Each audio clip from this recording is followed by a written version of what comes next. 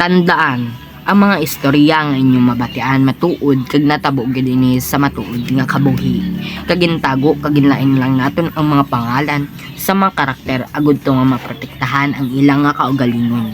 Kag hindi nyo gid pagkalimtan nga i-follow ang ining account agud to sa madamo pa nga mga istoryang may mga leksyon ang inyong mabatian. Dali na pag-umpisa na naton ini. Ang kahisa sang iban kay Luke. Maayong adlaw mga kasimanwa. Ini amo ang akon matuod nga naagyan sa akon kabuhi. Kag itago inyo na lang ako sa ngalan nga Luke.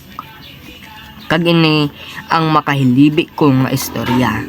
Sa mga grade 7 pa lang ako, naagyan ko na nga ginasunlog ako sa akon nga mga classmates.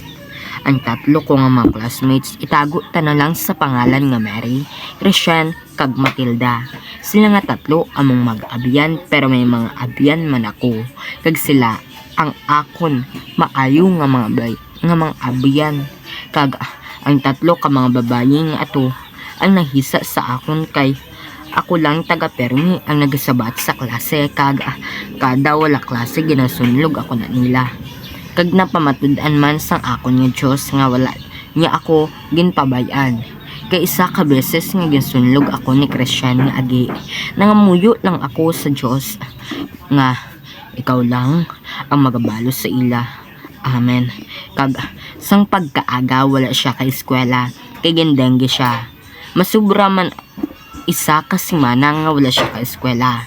Kag sang una niya naman nga eskwela sang nag-ayo na siya ginsunlog niya naman ako liwat kag nang mungyo naman ako sa Diyos kaga sang wala pa ako katapos magpangamuyo nagsakit na ang tiyan ni Christian kag halin dito wala na siya liwat naggasunlog sa akon kag sang ginsunlog naman ako ni Mary nangamuyo naman ako kag sang naisahan lang ato kabulan nakipag-break ang iyan nobyo sa iya kag ambal ko sa Diyos nga Lord nga akadamo sa mga leksyon nga ihatag mo sa ila nga amo gid ina kag naluoy man ako sa gihapon kay Mary kay biskan kinasunlog niya lang ako kag say nakita ko naman nga 11 gali kabilog ang mga kamalagko ni Matilda kag nahalata niya man nga nakita ko biskan ginatago niya sa akon